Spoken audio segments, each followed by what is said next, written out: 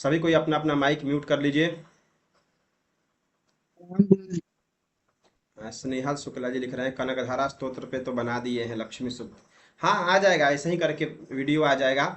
सब रिकॉर्ड कर लिए हैं, थोड़ा सा उसको साफ सुथरा तरीके से एडिट करके डालते हैं तो अच्छा रहता है, ताकि किसी को पढ़ने में ज़्यादा असुविधा ना हो। चलिए आगे बढ़ते हैं। हम लोग पढ़ चुके हैं यहाँ तक। यजमान आशीर्वाद, यानी कि आज ये पात्र यानी कि घी का जो दान किया जाता है, छाया दान, वो करके उसके बाद क्षमा प्रार्थना की जाती है। सभी प्रकार का दक्षिणा दान इत्यादि करा दीजिएगा। उसके बाद यजमान को कहिए कि मस्तक झुका करके साष्टांग प्रणाम कीजिए। यजमान पत्नी को साष्टांग प्रणाम नहीं करना चाहिए, ठीक है। कहा गया है, ऐसे एक श्लोक है, ब्राह्मणस्या गुदम शंखम शालिग्राम च पुस्तकम वसुंधरा न सहति कामिनी कुचमर्दनम। यानी कि ब्राह्मणस्या, ब्राह्मण का जो नीचे का भाग होता है, जो ब्राह्मण बैठते हैं उनमें बिना आसन पर धरती पर डायरेक्ट नहीं बैठना चाहिए। शंख को ऐसे जमीन पर नहीं रखना चाहिए।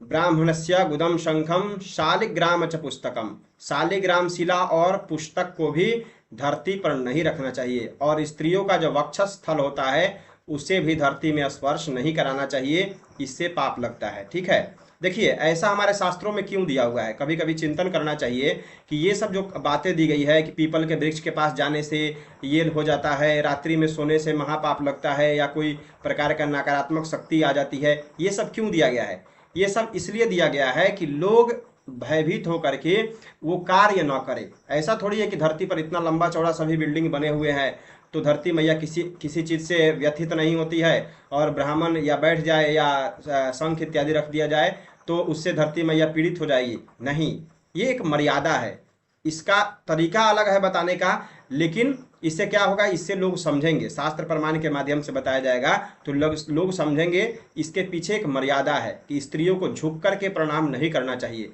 क्योंकि बहुत से लोगों की दृष्टि सही नहीं होती है। इसलिए हमारे ऋषि महर्षि लोग चिंतन किए कि स्त्रियों को साष्टांग प्रणाम कभी भी नहीं करना चाहिए। खुले बाल करके स्त्रियों को कभी भी नहीं जाना चाहिए मंदिर इत्यादि। क्यों नहीं जाना चाहिए? क्योंकि लिखा गया है कि उसमें नेगेटिव शक्तियाँ प्रवेश कर जाती है, या नकारात्मक शक्तियों का प्रभाव हो जाता है, नजर लग जाता है। क्यों लगता है? क्योंकि बाल खुला करके जाने पर आकर्षण शक्ति स्त्रियों के अंदर ज़्यादा हो जाती है। इसलिए कहा गया है जब स्त्री बिस्तर पर होती है तो उसे कभी बाल नहीं बांधना चाहिए, ठीक है। उसी प्रकार से मंदिर में जाना चाहिए तो कभी बाल खोल करके नहीं जाना चाहिए। तो ये सब मर्यादा है, इसीलिए ये सब चीज़ बनाया गया है हमारे शास्त्रों में। अब चलिए हम लोग समझते हैं कि हाथ जोड़ करके भगवान से क्षमा याचना कीजिए। यजमान जी आग्रह कीजिए कि हे प्रभु, हम हमसे अथवा हमारे पूरे परिवार से इस पूजन की प्रक्रिया में किसी प्रकार की त्रुटि हो गई हो, किसी प्रकार की गलतियां हो गई हो, उसे बालक समझ करके, नादान समझ करके हमें क्षमा करेंगे। हम अज्ञानी हैं, हमें बहुत जानकारी नहीं है, न हमारे पास बहुत श्रद्धा है, बहुत भक्ति भी नहीं है, और बहुत शक्ति भी नहीं है। बस हम पूजन कर रहे हैं, आप आशीर्वाद दीजिए ताकि किसी प्रकार की त्रुटि हमें इस पूजन में हुई हो उसे आप नज़रअंदाज करके हमें आशीर्वाद दें। देखिए एक छोटी सी कहानी है। आज से हजारों साल पहले जब 8वीं 9वीं शताब्दी में शंकराचार्य जी आए हुए थे तो वो शक्ति को नहीं मानते थे।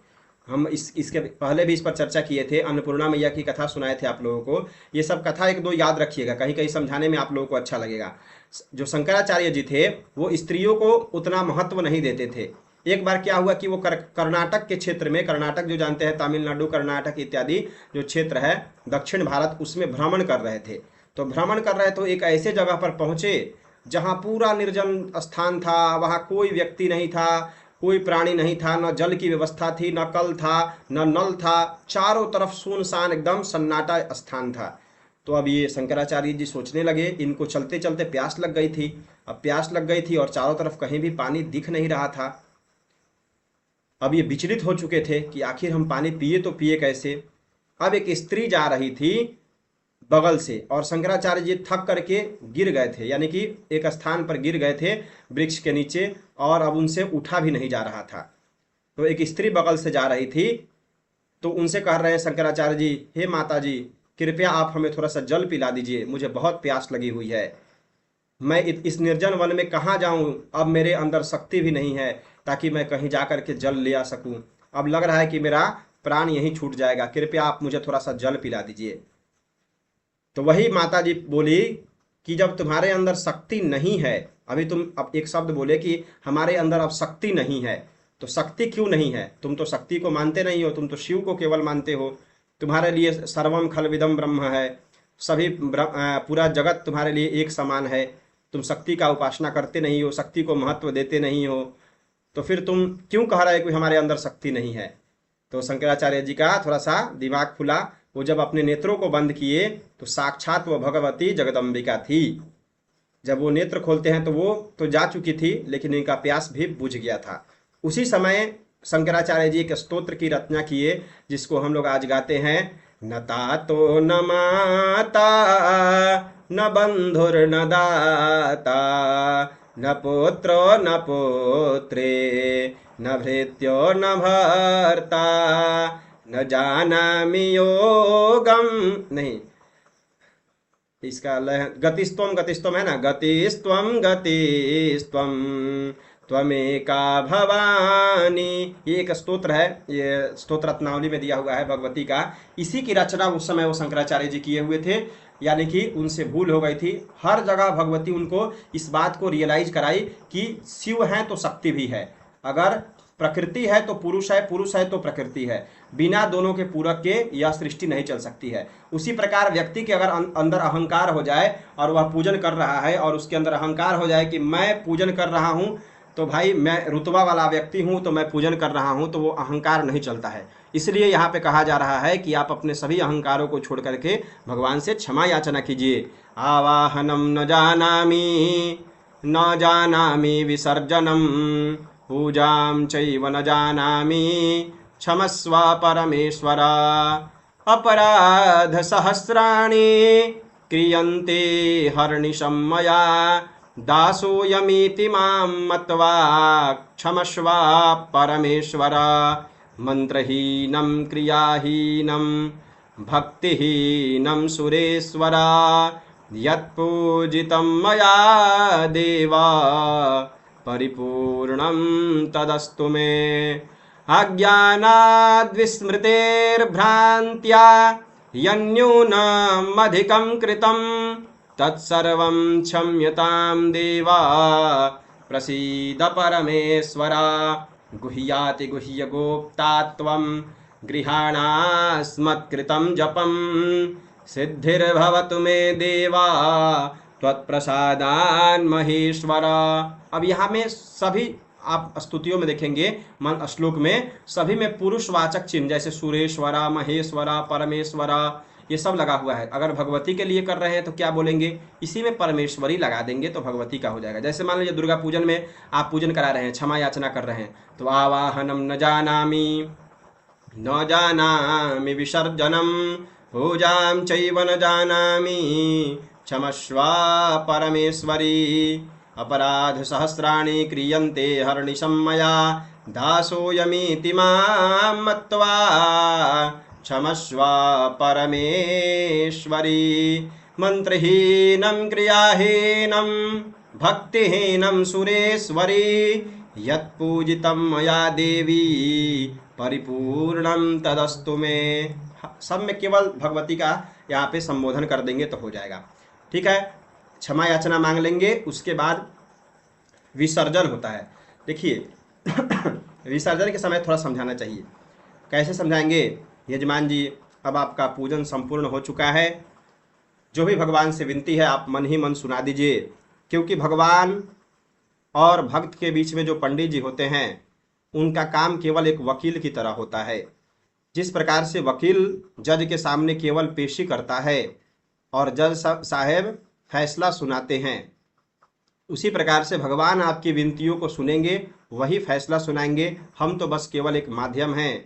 श्रद्धापूर्वक भगवान से आग्रह कीजिए कि हे प्रभु, इस पूजन में जो भी हुआ उसे नज़रअंदाज कीजिए। हमने जो धर्म पूर्वक कर्म किया उसका फल हमें प्राप्त हो।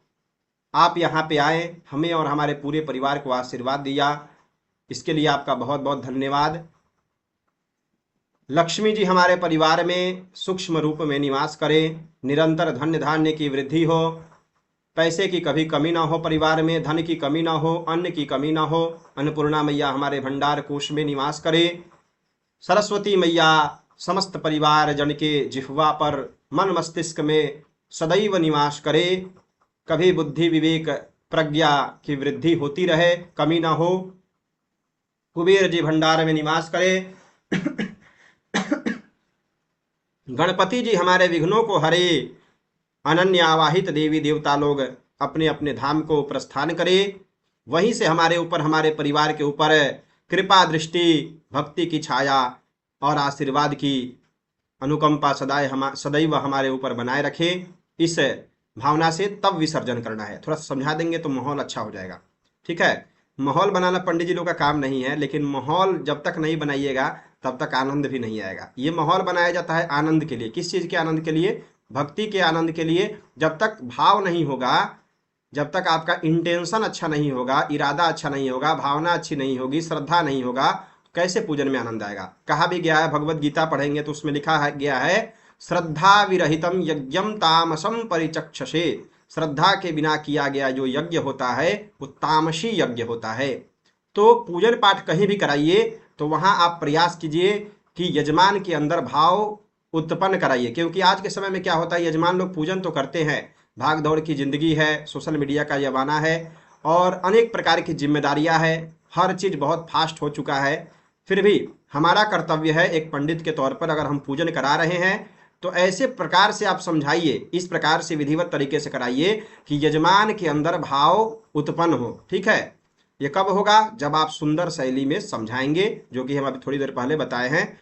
जब ये बोल देंगे उसके पश्चात तब थोड़ा साक्षात लेना है और बोलना है कि वास्तु शालिग्राम भगवान को छोड़ करके जो भी आवाहित देवी देवतागण हैं वो लोग अपने अपने स्थान को प्रस्थान करें। और तब यह 2 वैदिक मंत्र है, ये मंत्र आप लोगों को पहले भी पढ़ा चुके हैं। ये वाला उत्तिष्ठा ब्रह्मांड सपते देवायन्तस्त्वे महे उपपरायन्त मारुताः सुदानव इंद्र प्रासोर्भवा सचा। ये पढ़ा चुके हैं। ये वाला मंत्र एक नया है, इसको आप लोग देखिएगा। अम्मा जदन्यं जदन्या जदन्यं जदन्या जदन्यं गच्छा जदन्या पातिं गच्छा जदन्या पातिं गच्छ स्वाम जोनिं गच्छ स्वाहा जोनिं गच्छ स्वाहा।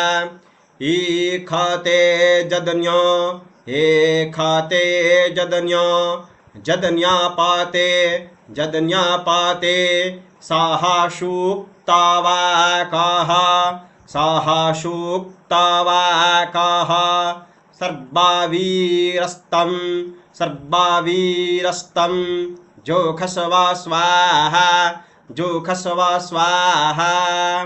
पूरे मंत्र को देखिएगा। अम्मा जदन्या जदन्यं गच्छा जदन्यां जदन्यापातिं गच्छ स्वां जोनिं गच्छ स्वाहा। खाते जदन्यो जदन्यापाते साहाशुक्तावाकाः सर्वावीरस्तं जोखस्व स्वाहा। वीरस्तन होगा, वीरस्तन, क्योंकि आगे जौ है। एक बार और देखिए इस मंत्र को। ओम जदन्या जदन्यं गच्छा जदन्यापातिं गच्छ स्वां जोनिं गच्छ स्वाहा। ही खाते जदन्यो जदन्यापाते साहाशुक्तावाकाः सर्वावीरस्तं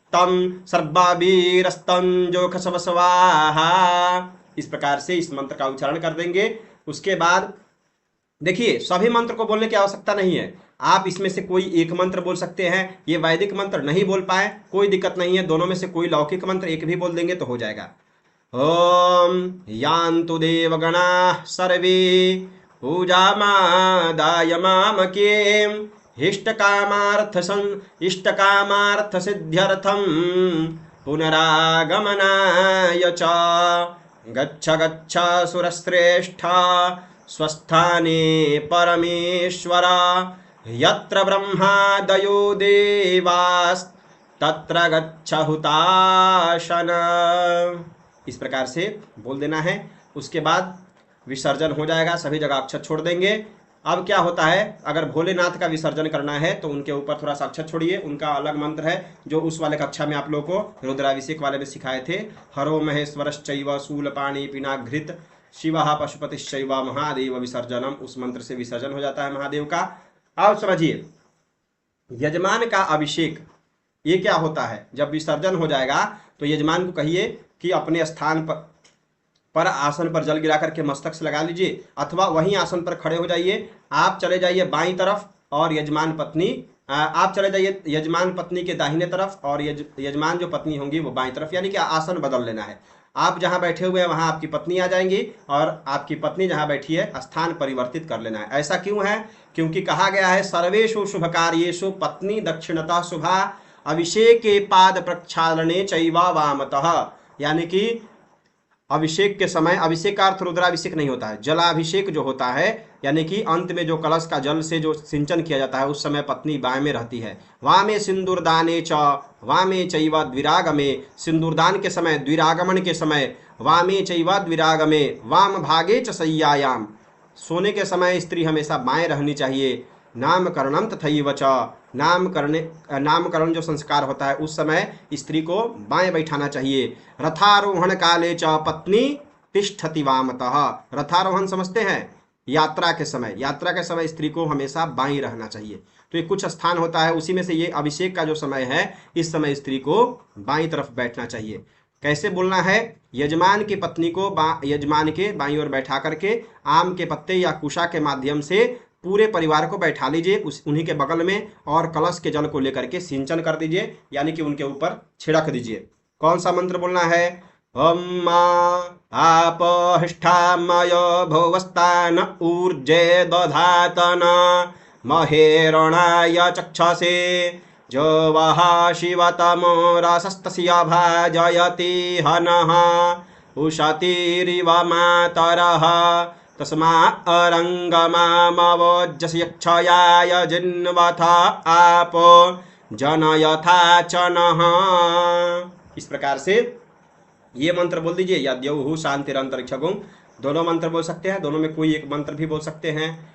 पयः पृथिव्यां पय ओखदिखु ये भी बोल सकते हैं। पंच नद्यः ये भी बोल सकते हैं। देवस्य तवा सवितुः, इतना मंत्र पढ़ाए हैं, कोई भी मंत्र यहाँ पे आप बोल सकते हैं। अंत में बोल दीजिए सुशांतिर्भवतो सर्वारिष्टशांतिर्भवतो आरोग्यमस्तु समृद्धिरस्तु अमृताभिषेकोस्तु, इतना हो जाएगा। उसके बाद तिलकीकरण। तिलकीकरण क्या होता है? यजमान के माथे में थोड़ा सा रोली चंदन और अक्षत लगाते हैं। कौन? आचार्य जी।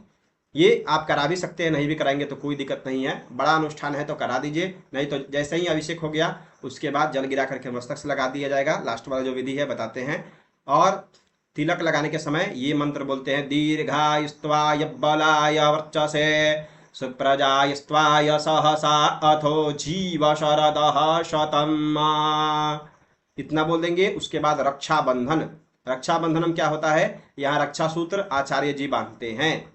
ठीक है, शुरू में अगर बांध दिया गया है तो ये बांधने की कोई आवश्यकता नहीं है, नहीं तो लास्ट में जैसे 5 दिन का यज्ञ होता है ना, तो 5 दिन या 11 दिन का जैसे महायज्ञ इत्यादि होता है तो उसमें शुरू में भी रक्षा सूत्र बांधा जाता है, और जब यज्ञ संपन्न हो जाता है तब आचार्य जी पुनः रक्षा सूत्र बांध करके आशीर्वाद देते हैं। आशीर्वाद में क्या होता है? मंत्राक्षत प्रदान, यानी कि फूल चंदन अक्षत दे देते, फूल चंदन अक्षत नहीं, फूल अक्षत और कोई प्रसाद लेकर के यजमान पति पत्नी को आचार्य जी देते हैं। और क्या बोला जाता है? ये मंत्र बोलते हैं। ये शायद मंत्र आप लोगों को पढ़ाए हैं कि नहीं, फिर बोल देते हैं आराम आराम से, देखिएगा। ओम पुनस्तवादित्या रुद्रा बशवः समिन्धतां पुनर्ब्रह्माण पाशुनीथा जतन्यैः ग्रेतेन तवान्तान्नवं बद्धाय सवा सत्याः संतो जजमानस्य कामाः मंत्रार्थाः सफलाः सन्तो पूर्णा सन्तु मनोरथाः शत्रूणां बुद्धिनाशोऽस्तु मित्राणां उदयस्तव। अब देखिए यहाँ पे कुछ और हम दे दिए हुए हैं, ये भी आप बोल सकते हैं। बढ़िया बढ़िया आशीर्वाद का मंत्र हम यहाँ पे दे दिए हैं आप लोगों के लिए। ओम स्वस्तिस्तु ओम स्वस्त्यस्तु ते कुशलमस्तु चिरायुरस्तु गोवाजिहस्ते धन धान्य समृद्धिरस्तु। हाँ बोलते हैं, थोड़ा सा रुकिए, धीरे से बोलते हैं शिवेश जी। ऐश्वर्यमस्तु बलमस्तु रिपोक्षयोस्तु संतान वृद्धि सहिता हरिभक्तिरस्तु। इसको एक बार और देखिए, धीरे धीरे बोलते हैं। ॐ मा पुनस्तवा पुनस्तवा द्वितीया द्वितीया रुद्राब्बाशावाः रुद्राब्बाशावाः सामिन्धातां सामिन्धातां पुनर्ब्रह्माणोऽब्बासूनीथा पुनर्ब्रह्माणोऽब्बासूनीथा जदन्यैः घ्रेते नतवन् घ्रेते नतवन्तान्वं घ्रेते नतवन्तान्वं वर्धाय सवासत्याः वर्धाय सवासत्याः सन्तो जजमानस्या कामाः। ठीक है, पूरे मंत्र को देखिएगा। हम पुनस्तवादित्या रुद्राब्बासावाः सामिन्धातां पुनर्ब्रह्माणोऽब्बासूनीथा जदन्यैः घ्रेते नतवान्तान्वं वर्धाय सवासत्याः सन्तो जाजामानस्या कामाः। इस प्रकार से बोल देंगे। उसके बाद है मंत्रार्था मंत्रार्था सफला संतो पूर्णा संतो मनोरथाः शत्रूणां बुद्धिनाशोस्तु मित्राणाम उदयस्तव। लौकिक मंत्र पढ़ने में तो आप लोगों को कठिनाई होगी नहीं। और यहाँ पे है स्वस्त्यस्तु स्वस्त्यस्तु। क्या बोलेंगे? स्वस्त्यस्तु ते कुशलमस्तु चिरायुरस्तु गोवाजि हस्ति धन धान्य समृद्धिरस्तु ऐश्वर्यमस्तु कुशलोस्तु रिपुक्षयोस्तु संतान वृद्धि सहिता हरिभक्तिरस्तु। ये बोल सकते हैं। एक और है आनंद काले बहुराजलक्ष्मी शिवः प्रसादात् सकलार्थ सिद्धि वाराह शत्रु पराजयन्ति वाराह शत्रु पराजयन्ति गकार शब्दस्य दरिद्रनाश गकार शब्दस्य दरिद्रनाश। ये स्तुति नहीं है, सब आशीर्वाद का मंत्र है। इसको सुंदर लय में बोलेंगे तो अच्छा लगेगा। ठीक है, ये सब आशीर्वाद का ही मंत्र है। बहुत सारा आशीर्वाद का मंत्र दे दिए हैं। किसी पूजन में ये बोलिएगा, किसी पूजन में कोई दूसरा आशीर्वाद बोलिएगा। कहीं कहीं पंडित जी लोग आ जाते हैं तो थोड़ा सा एक दो आशीर्वाद अलग बोलना चाहिए। एक जगह हम तिलक संस्कार में गए हुए थे, तिलक फलदान में, तो वहाँ क्या हुआ, हाँ उसी दिन नहीं गए थे, उस दिन जो आप लोगों को बोले थे, जिस दिन क्लास हुआ नहीं था, रिकॉर्डिंग भेजे थे, वह गए हुए थे हम मुजफ्फरपुर में। एक था तो वहाँ पंडित जी एक आए हुए थे, तो वहाँ हम थोड़ा सा चेंज करके बोले हुए थे। तो ये सब अच्छा लगता है। ठीक है, कहीं कहीं जाइएगा। एक जगह तो गए हुए थे तो 4 वैदिक लोग आए हुए थे दूसरे साइड के, हम अकेले ही गए हुए थे। यजमान हमको कहे थे पंडित जी आप चलिएगा। वो लोग 4 आदमी थे। तो हम क्या किए कि माइक वाले से सेटिंग कर लेते हैं। हम जाते हैं जहाँ जाएंगे वहाँ माइक वाले से सेटिंग कर लेंगे कि भैया थोड़ा सा माइक आप अच्छा कर दीजिएगा। पहले ही तालमेल बैठा लेते हैं। और जब मंत्र बोलने की बारी आई तो वो लोग आशीर्वाद का बढ़िया बढ़िया मंत्र, वो लोग भी भागवत से कहीं कहीं से बोल रहे थे। तो हम कहे चलिए भाई हम भी कुछ बोल ही देते हैं।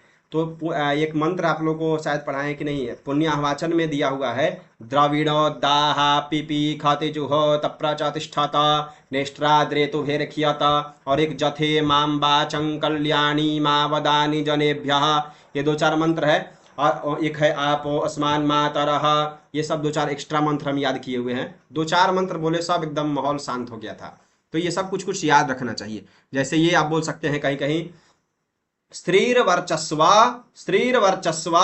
मायुष्यमारोग्य मायुष्यमारोग्य मा विधाच्छो भमानं महीयते धान्यम धनम पशुम बहुपुत्र लाभम। धनम धान्यम भी होता है, धान्यम धनम भी, दोनों सही है। धनम धान्यम पशुम बहुपुत्र लाभम शत संवत्सरम दीर्घमायुः शत संवत्सरम दीर्घमायुः। स्त्रीर्वर्चस्वमायुष्यमारोग्यमाविधाच्छो भमानं महीयते धान्यं धनं पशुं बहुपुत्रलाभं शतसंवत्सरं दीर्घमायुः। ये भी बोल सकते हैं।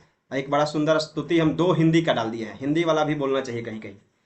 सुख शांति प्रदान करे दुर्गा, दुख दर्द कुचंडे हटाते रहे, भय शत्रु विनाश करे काले, लक्ष्मी धन कोश बढ़ाते रहे, यश कीर्ति शारदा दे हरदम, यश कीर्ति शारदा दे हरदम, विंध्यवासिनी विघ्न मिटाती रहे, शीतला दीर्घायु निरोग करे, माँ कीर्ति ध्वजा फहराती रहे, माँ कीर्ति ध्वजा फहराती रहे। ये भी गा सकते हैं। जब तक धरा पर सूर्य शशि की लालिमा लगती रहे, जब तक धरा पर सुर सलिल आवर्षणा करती रहे, जब तक न सागर शुष्क हो संसार क्रम चलता रहे, तब तक धरा पर आपका कल्याणमय जीवन रहे। इस प्रकार से ये भी गा सकते हैं। हाँ, जो भी लय लगाना है शिवेश जी, आपका गला अच्छा है, बहुत अच्छा, आप अपने लय में गा सकते हैं। मेरा गला उतना बढ़िया है नहीं, तो जैसे बन रहा है हम बता दे रहे हैं आपको, आप बढ़िया तरीके से और सुंदर लय में गाइएगा आप लोग। आशीर्वाद जब हो जाए उसके बाद यजमान बैठ करके नमस्कार करे देवताओं को।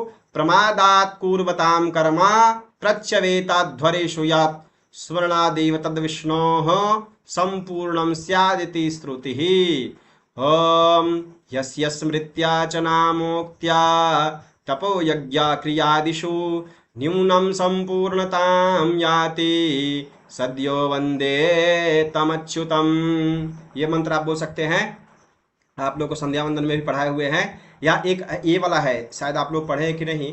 कायेन वाचा मनसेन्द्रियैर्वा बुद्ध्यात्मना वानुसृता स्वभावात् करोमि यद्यत् सकलां परस्मै नारायणायेति समर्पयामि।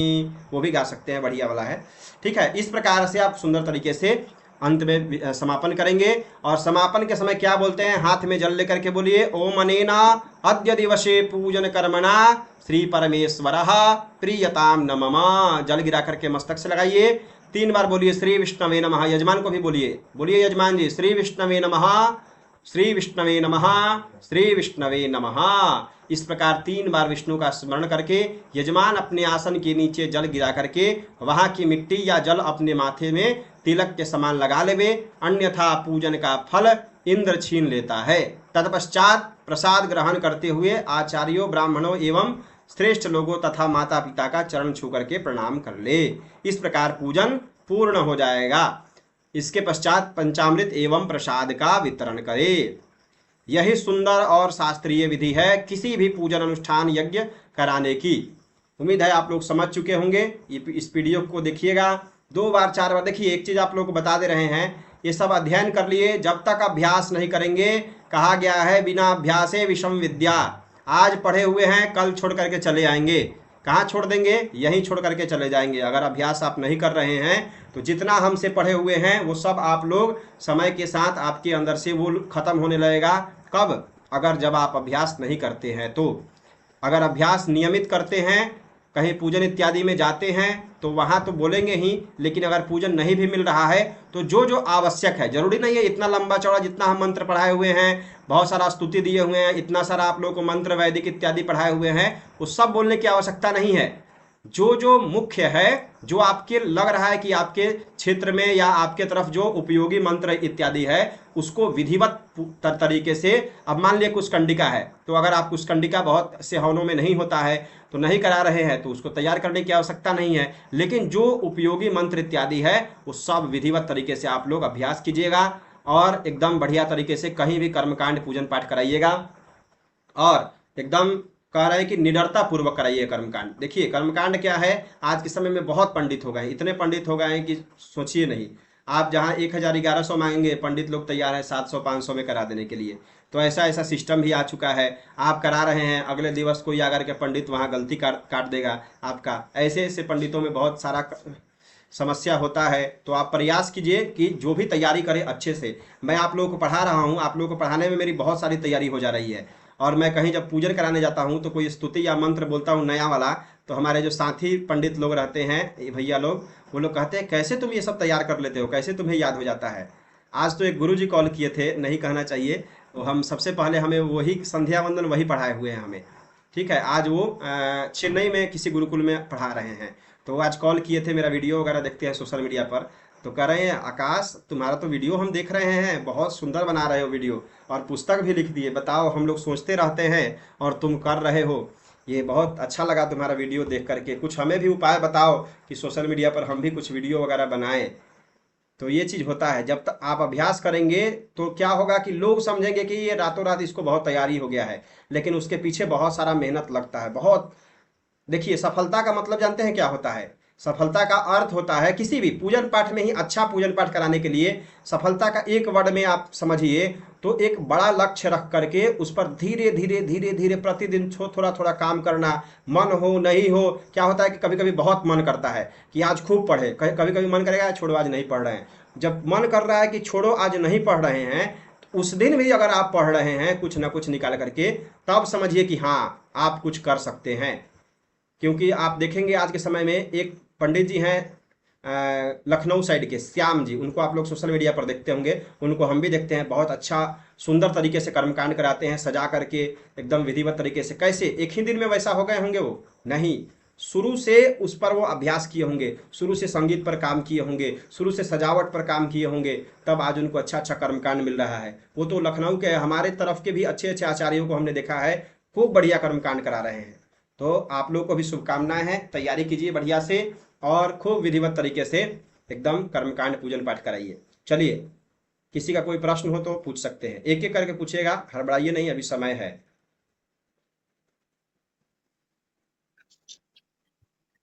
गुरुजी, वो विसर्जन में आपने बताया कि मतलब शालिग्राम भगवान और वास्तु का विसर्जन नहीं होना चाहिए। तो जो हम लोगों ने विसर्जन का मंत्र यूज किया है वो किसी स्पेसिफिक भगवान के लिए नहीं है ना? नहीं, तो सबके फिर लिए है, देखिए वो सबके लिए है, लेकिन आप क्या बोले हैं शुरुआती में कि शालिग्राम वास्तु देवता को छोड़ करके सभी देवता अपने अपने स्थान को प्रस्थान करें और वहीं से हमारे ऊपर कृपा दृष्टि बनाए रखें। तो ये जब आप बोल देंगे, अब मान लीजिए कोई आपके घर में आया हुआ है, अगर आप उनको कह रहे हैं चलिए अब आप आ गए हैं, आपका हमने आतिथ्य सत्कार किया, बहुत अच्छा लगा, आप यहाँ पे रहे, हमारे साथ घुल मिल करके रहें, हमारे परिवार की तरह रहें, अब आप अपने घर को प्रस्थान कीजिए और फिर हम लोग कॉल पर बात करते रहेंगे। तो क्या वो आपको लग रहा है वो नहीं जाएंगे? फिल्म फिल्म ठीक। की तरह नहीं है कि अतिथि तुम चले जाओगे, या ऐसे कोई फिल्म है एक, तो वो वाला सिस्टम नहीं है, वो तो अतिथि जाएंगे ही। तो उसी तरह हाँ। भगवान है, भगवान को जब तक कहिएगा नहीं कि प्रभु अब आप प्रस्थान कीजिए, वहीं से हमारे ऊपर कृपा दृष्टि बनाए रखिए, तो भगवान जाएंगे और आशीर्वाद दे करके जाएंगे। श्रद्धा पूर्वक पूजन कराइए, ठीक है। अब ठीक। मान लीजिए कह रहा है कि आप नहीं जाइए, आप रुक जाइए हमारे यहाँ, तो क्या होता है, भगवान रुकेंगे ही। हाँ। गुरु जी हर महादेव। हर हर महादेव जी, बोलिए जय नारायण जी। गुरु जी लक्ष्मी और गणेश जी का भी विसर्जन होगा क्या अन्य सूक्ष्म देवताओं रूप के में, साथ? सूक्ष्म रूप में, सूक्ष्म रूप में कहना चाहिए हमारे घर में निवास करे, क्योंकि प्रत्यक्ष रूप में तो वो रहेंगे नहीं। तो सूक्ष्म रूप में यानी कि घर में हमारे निवास करे और हमारे विघ्न बाधाओं को दूर करे, और लक्ष्मी जी हमारे परिवार में धनकोष में सूक्ष्म रूप में निवास करे और अपने अपने धाम को भी प्रस्थान करे। भगवान का अनेक रूप है, तो भगवान सूक्ष्म रूप में भी रह सकते हैं। स्नेहल शुक्ला जी लिखे हैं, गुरु जी दीपक जलाने समय दीपक में घी के साथ कपूर भी डाल दे सकते हैं क्या? दीपक में कपूर क्यों डालिएगा? दीपक में अगर घी रखे हैं उसमें बत्ती लगा दीजिए सुंदर तरीके से, आराम से आपका बत्ती जलेगा। बगल में दूसरे एक मिट्टी का दीपक इत्यादि रखकर उसमें कपूर जला दीजिए। एक ही साथ दोनों नहीं जलाना चाहिए। गुरुजी पीडीएफ में घंटा पूजन का आया नहीं है पीडीएफ में। नहीं, घंटा पूजन का नहीं जोड़े हुए हैं। हाँ, ये योगनी यात्रा योगनी बता रहे थे, वो भी नहीं है पीडीएफ में। यात्रा योगनी, यात्रा योगिनी, हाँ, यात्रा में योगनी का विचार। ये पंचांग वाले पीडीएफ में आपको मिलेगा। अच्छा अच्छा, ठीक है। पंचांग वाला पीडीएफ अलग है। पंचांग का पीडीएफ अब कल से हम लोग पंचांग और अन्य पूजन विधि पर हम लोग चर्चा करेंगे, तो पंचांग वाला पीडीएफ आप लोग को मिलते जाएगा। तो उसमें सब कुछ मिल जाएगा आपको। जी पंचांग का जी पीडीएफ। गुरु जी। हाँ जी बोलिए। प्रणाम गुरु जी। हर हर महादेव। बोलिए सन्निहल जी। जी जी, एक पंडित जी थे तो घी का दिया जलाए जैसे, तो उसमें वो क्या किए कि कपूर तोड़ करके पाउडर बना के उसमें डाल दिए। हाँ, तो ये क्या सही है, डाल सकते हैं या हाँ, वो ये सही इसलिए नहीं डाले होंगे वो पंडित जी कि जैसे कपूर डाल देने पर क्या होता है कि घी का जो दीपक का जो बत्ती होता है वो कभी कभी जलता नहीं है माचिस के माध्यम से। तो वो थोड़ा सा डाल दिए होंगे उस पर, आप माचिस चलाइएगा तो जल्दी से वो बत्ती पकड़ लेगा, उसके बाद वो शांत हो जाएगा तो फिर दीपक की तरह काम करने लगेगा। तो ऐसा कर सकते हैं, कोई दिक्कत नहीं है। है। गुरु जी जैसे आरती भी दिखाए वो, तो आरती के समय भी उसी दिया को रख दिए और उसी में मैंने फोड़ के उसे पाउडर बना के डाल दिए थे। नहीं, तो आरती दिखाने के बाद तो ये सब नहीं करना चाहिए। उसके लिए बगल में एक छोटा सा दीपक सेट कर लीजिए, उसमें कपूर डालिए। उसमें कपूर डाल के फ्रेश मैंने कपूर का आरती से ही करना हाँ, सिर्फ चाहिए। कपूर से भी कर सकते हैं, कोई दिक्कत नहीं है। जी ठीक है गुरु जी। गुरु जी, गुरु जी चार्ल्स। गुरु जी, हाँ बोलिए राजेश जी।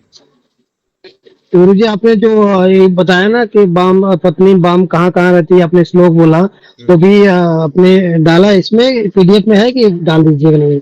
इसमें से आज ही पढ़ रहे थे, इसी में से देख करके याद किए। एक पुस्तक है गृह वास्तु हाँ, शांति। तो वो भी थोड़ा याद करने लायक है। डाल दीजिएगा तो गुरु वो जी भी, पीडीएफ में इसको। हाँ हम डाल देंगे, डाल देंगे।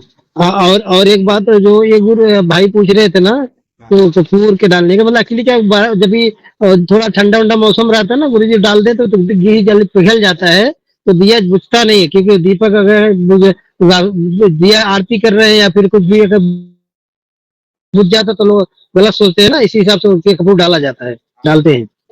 ठीक है। तो घी में कपूर से डालने से अपना पिघल जाता है।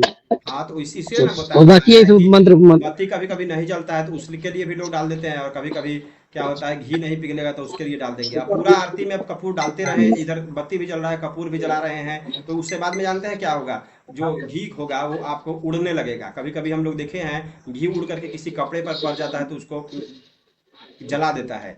ये तो अच्छा, ऐसा नहीं हाँ, कीजिएगा, अच्छा गुरु शुरुआती जी, में डाल हाँ दीजिए, गुरु जी, जब वो अभी पिघल जाए तो ये उसके बाद पूछना नहीं था। कीजिए।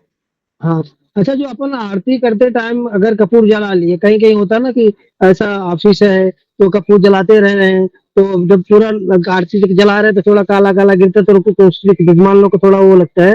तो क्या जरूरी है स्टार्टिंग में अपन हम जला लिए कपूर, उसके बाद लास्ट में फिर से कपूर जलाए, सब पॉसिबल है कि ये जलाना डायरेक्ट जलाना चाहिए? कपूर अच्छे क्वालिटी का लीजिएगा तो काला काला नहीं होगा, बढ़िया क्वालिटी का कहिए कपूर लेने के लिए। और कपूर बीच बीच में रखते रहना है, ऐसा नहीं है कि शुरुआती में जला दिए फिर कपूर बुझ गया तो फिर लास्ट में कपूर जला दिए, नहीं। 5 7 10 कपूर नहीं, अच्छे सही नहीं वाले ना। एक साइड में रख दीजिए, एक हाँ, एक कपूर डालते रहिए। हाँ, हाँ, हाँ, बस वही वही ना समझना था, क्योंकि वही जाना था। सही है, तो यही वही करते हैं। फिर भी कोई लोग ऐसा करते हैं, जला लिए कपूर, स्टार्टिंग आरती की है कपूर वगैरह, उसके बाद से जब लास्ट में होता है फिर जलाते हैं, ऐसा करते हैं। ठीक है। गुरुजी गुरु बहुत से जी आरती करते हैं तो 4 बार चरणों में कोई कोई घुमाता नहीं, तो वैसे सीधी आरती घुमा देते हैं गोल गोल। 7 बार आरती दिखाना चाहिए और फिर 7 बार, 14 बार आरती दिखाने का विधान है। 7 बार चरणों में, 2 बार नाभि के पास और एक बार मुखमंडल के पास, ठीक है। और पूरे अंग को मिलाकर के 7 बार, और यानी कि एक देवता को 14 बार आरती दिखाते हैं।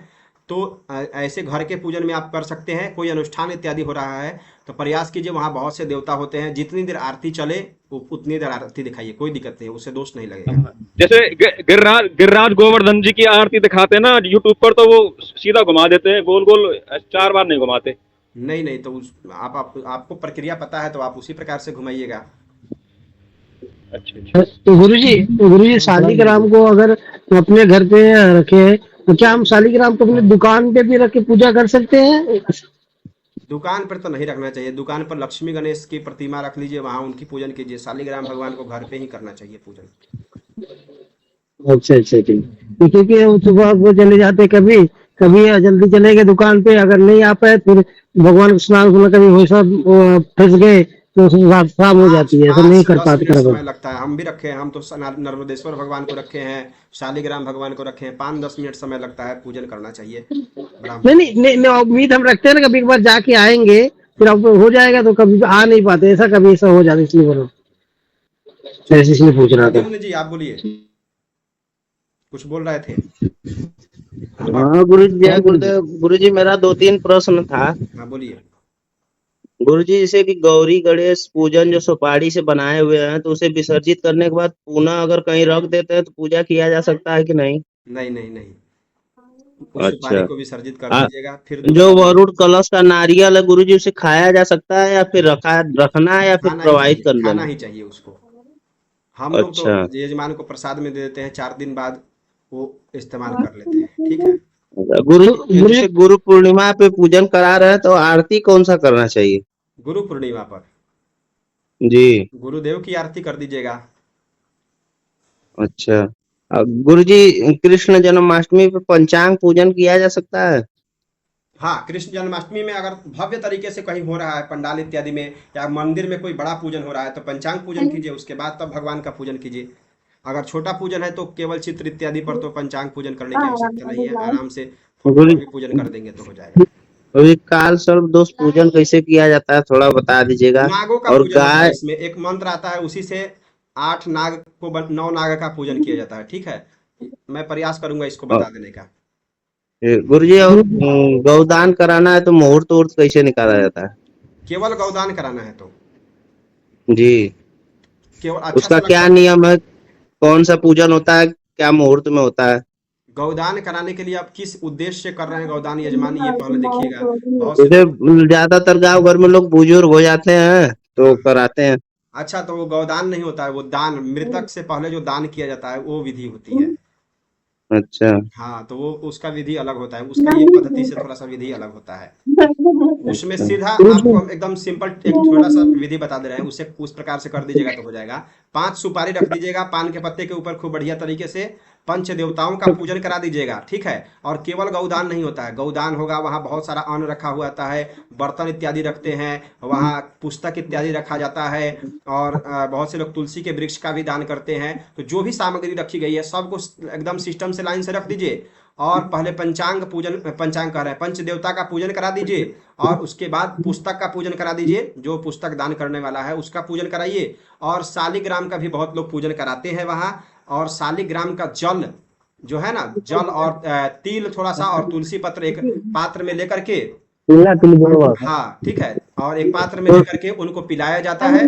कोई ना कोई एकादशी का भी वहाँ दान करते हैं, एकादशी कोई व्रत किए हुए हैं तो उसका दान कर देते हैं। और उसके बाद जो भी सामग्री रखी हुई है उनके हाथ से संकल्प लेकर के सभी पर छिड़कवा देते हैं। जैसे आप मान लीजिए गौदान करा रहे हैं, वो मरने वाले हैं, तो आप सीधा ओम अद्या पूर्वोच्चारित ग्रह गुणगण विशेषण विशिष्टायाम शुभ पुण्य काले गोत्र नामाहम, वो अपना रख लेंगे।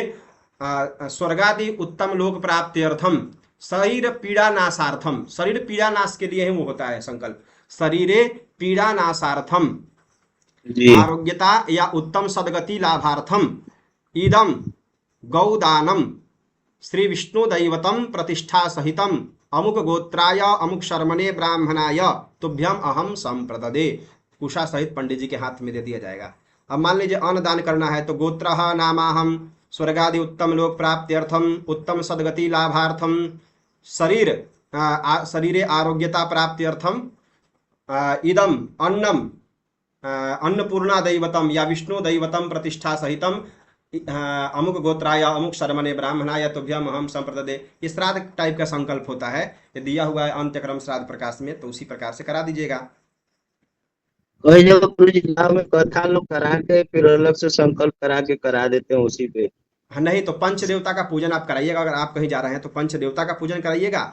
उसके बाद विष्णु भगवान, अगर शालिग्राम भगवान है तो उनका पूजन कराइएगा। शालिग्राम भगवान को थोड़ा सा स्नान करा दीजिएगा, एक तुलसी पत्र और शालिग्राम का जो स्नान किया हुआ जल है उनको ले लीजिएगा, और थोड़ा सा तिल उसमें डाल करके, और तब जो जिनका शरीर छोड़ने वाले हैं उनको पिला दीजिएगा। ऐसे हम बहुत जगह कराए हुए हैं, या तो उनका शरीर स्वस्थ हो जाता है, नहीं तो वो चल जाते हैं।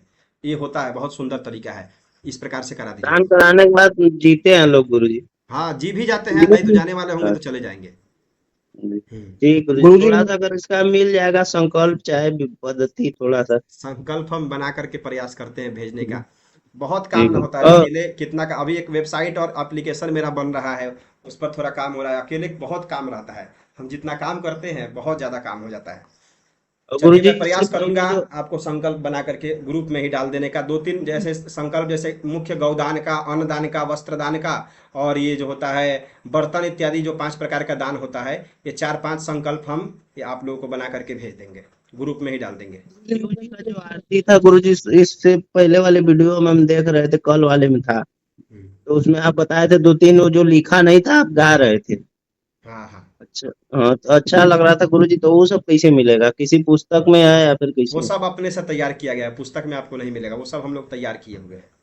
अच्छा गुरु जी मेरा भी प्रश्न। हाँ बोलिए शिवेश जी, बोलिए। गुरुजी अरे गुरु जी, मेरा यह प्रश्न है कि जैसे मैं पूजा में कहीं गया था एक जगह में, तो गुरु जी वहां मैंने आचार्यों को देखा, मैंने जैसे दीपक में बत्ती डालते हैं कुछ लोग, तो गुरु जी उसमें मैंने देखा कि बत्ती जैसे गिरने लगती है तो उसमें चावल डाल देते हैं लोग, तो चावल चिपका लेती बत्ती को, तो गुरु जी उसमें चावल डाल सकते हैं कि नहीं डाल सकते? कोई दिक्कत नहीं, चावल डाल देने में क्या दिक्कत है, डाल सकते हैं।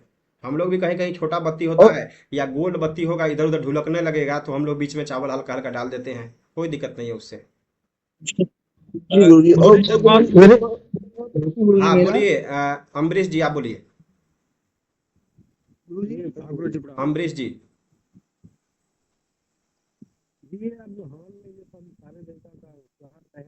आवाज आपका कट रहा है, बोलिए।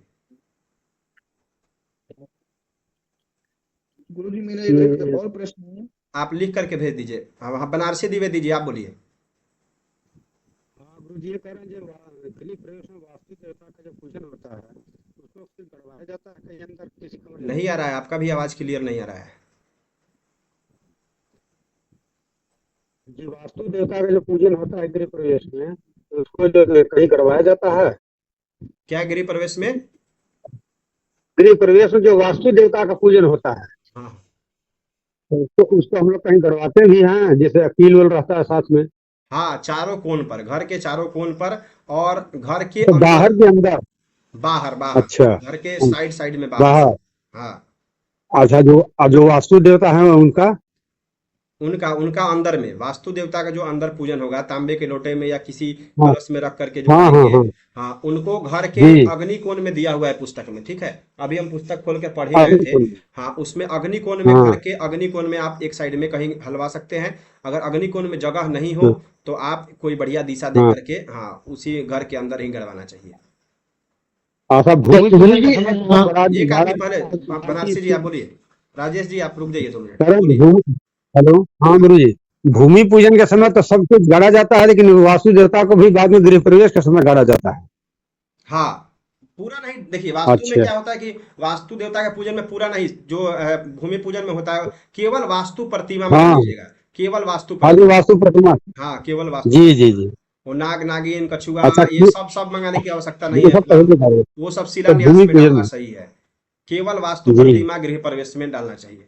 हाँ, तो मतलब किला जो होता है बाहर गाड़ा जाता है, वास्तु देवता का अंदर अग्निकोण में गाड़ा जाएगा कमरे हाँ के अंदर? हाँ हाँ, जी, अच्छा गुरु ठीक। गुरु जी वही जो बाहर बोल रहे हैं, अगर फ्लैट है मतलब बाहर कैसे वो गड़ाया जाए, मतलब गेट पे?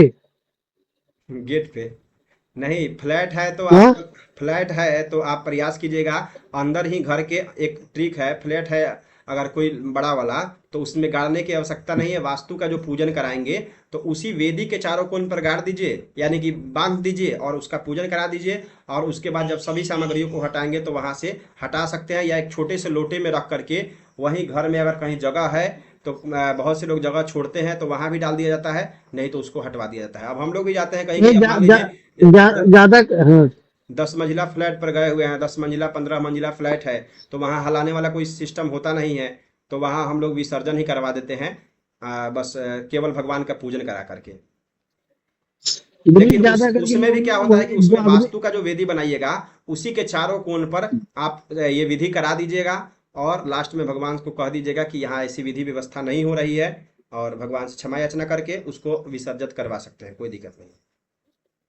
हाँ, जैसे आप कह रहे हैं ना, ज्यादातर लोग क्या करते हैं, जो साथ में वो पूरा एक सूर्य का रहता है, कील रहता है और वास्तु पुरुष रहता है, वो लोग सब साथ में ही वही अग्निकोण में वही एक चौकोर खड्डा करवा के वही पैक करवा देते हैं। हाँ हाँ, उसी में करवा सकते हैं। कभी कभी क्या होता है कि हम लोग जाते हैं कहीं कहीं वास्तु पूजन कराने, तो उसमें घर जो होता है चारों तरफ से घर होगा, तो जगह साइड साइड से नहीं होगा, लेकिन अंदर में यजमान जगह छुड़वाते हैं। तो अंदर में ही क्या कीजिएगा, एक गड्ढा करवा दीजिएगा 1 हाथ लंबा चौड़ा, और चारों कोण पर 4 जो किल है वो हलवा दीजिए, और बीच में जो वास्तु का तांबा वाला लोटा इत्यादि है वो उसी में बीच में डलवा दीजिए। चारों कोण पर 4 किल हलवा देंगे खैरा का, और बीच में जो होगा वो वास्तु का जो लोटिया होगा वो डलवा दीजिए और उसको पैक करा दीजिए, उससे भी हो जाएगा। ये गुरु जी, एक चीज ऑप्शनल है, अभी ये अगर नहीं हो रहा है तो मजबूरी है तब ये कराना है, नहीं तो जगह पर्याप्त है तो चारों कोण पर घर के बाहर हलवाना चाहिए। गुरु जी, एक चीज और जो अभी गुरु एक भाई ने पूछा था कि जो अपने कलश के ऊपर जो नारियल रखते हैं उसको आप खाने के लिए बोले, और कुछ लोग बोलते हैं जैसे कि उसको पूजा होने के बाद घर के ऊपर मतलब कहीं बांधना चाहिए, हम्म, तो बांध मतलब दीजिएगा। जैसे घर में अंदर ही एक चीज आप लोग लाल को कपड़े ध्यान में बांधना चाहिए। एक चीज ध्यान रखिए, एक चीज आप लोग कहीं भी पूजन कराने जाइएगा तो एक ये ट्रिक हम अपना जो हम अपन लागू करते हैं पूजन में आपको बता रहे हैं। जाइएगा कहीं भी पूजन कराने, अगर कोई यजमान उस प्रकार का, जैसे अभी आप बोले, हम कहें कि नारियल को आप प्रसाद के रूप में ग्रहण कर लीजिएगा यजमान जी, तो यजमान जी कोई कहेंगे हाँ, कि पंडित जी देखिए ना, हम तो एक जगह देखे हुए थे कि नारियल सुना को चलिए होता है। माइक म्यूट कीजिए अमरीश जी। एक जगह हम देखे हुए थे कि नारियल को खाना नहीं चाहिए, पंडित जी बता रहे थे कि उसको घर में रखना चाहिए। तो आप कहिए अच्छा, कहाँ देखे थे आप? तो यहाँ पे देखे हुए थे। तो ठीक है, आप घर में ही रख दीजिए, कोई दिक्कत नहीं है। अगर वो कहे नहीं पंडित जी, अगर आप कह रहे हैं तो हम पूरे परिवार सहित खा लेंगे, तो हाँ अच्छी बात है, खा लीजिए प्रसाद स्वरूप में। अब क्या कीजिएगा, कोई ऐसा ऐसा होता ही है। वही बात हो जाता है कि उनके वो जैसा कह रहे हैं, कभी कभी बहुत ज़्यादा सिचुएशन गड़बड़ हो जाता है, हम ये करेंगे नहीं। एक जगह गए थे हम विवाह कराने, हम बोल दीजिए कि गंगाजल में जल में गंगाजल मिलाइए। वो बोल रहे हैं कैसे गंगाजल जल में गंगाजल मिला लेंगे, गंगाजल में जल मिलाएंगे। हम कहें मिला लीजिए, बहुत अच्छी बात है, जल इसमें से हटाइए, गंगाजल डालिए, फिर इसमें जल मिलाइए।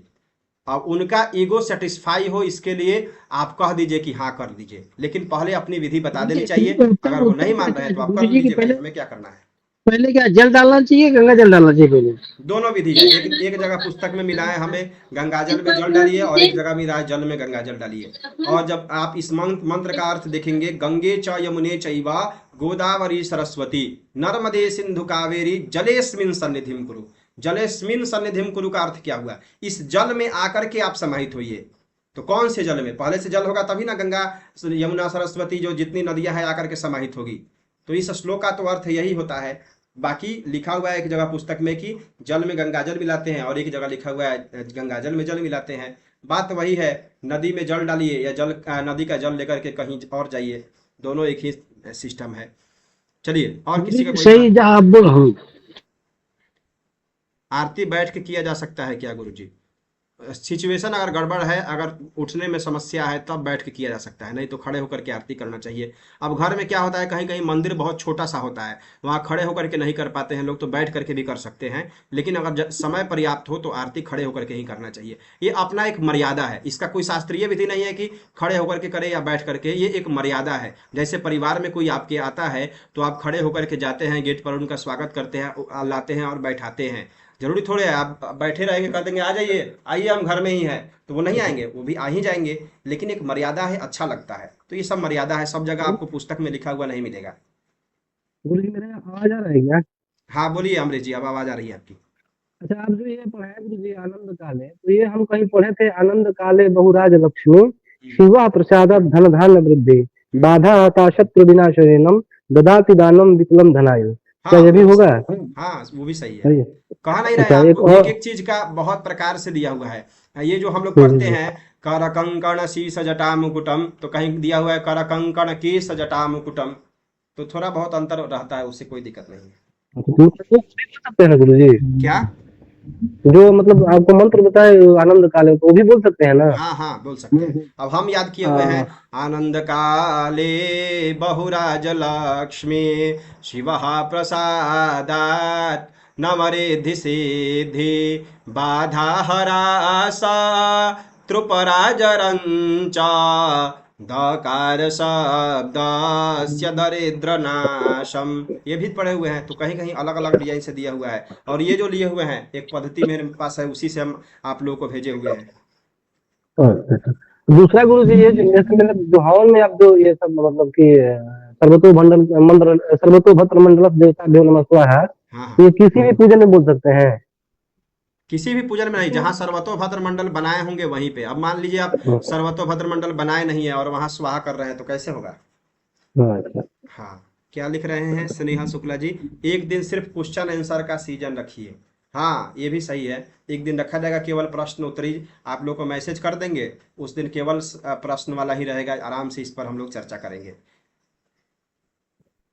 गुरु जी अभी जन्माष्टमी पर जो पंचांग पूजन की बात कर रहे थे, वो कौन सा पंचांग पूजन है बता रहे थे? पंचांग पूजन बताए नहीं थे उस दिन आपको? गौरी गणेश पूजन, कलश पूजन, पुण्याहवाचन, और उसके अच्छा बाद नांदी मुख श्राद्ध और मातृका पूजन, यही पंचांग पूजन होता है। कहीं कहीं नवग्रह को भी शामिल कर दिया गया है, नांदी मुख श्राद्ध को छोड़ करके, और नवग्रह को शामिल कर दिया गया है। तो आप यही पंचांग पूजन होता है, मातृका, नवग्रह, गौरी गणेश, कलश पूजन और पुण्याहवाचन।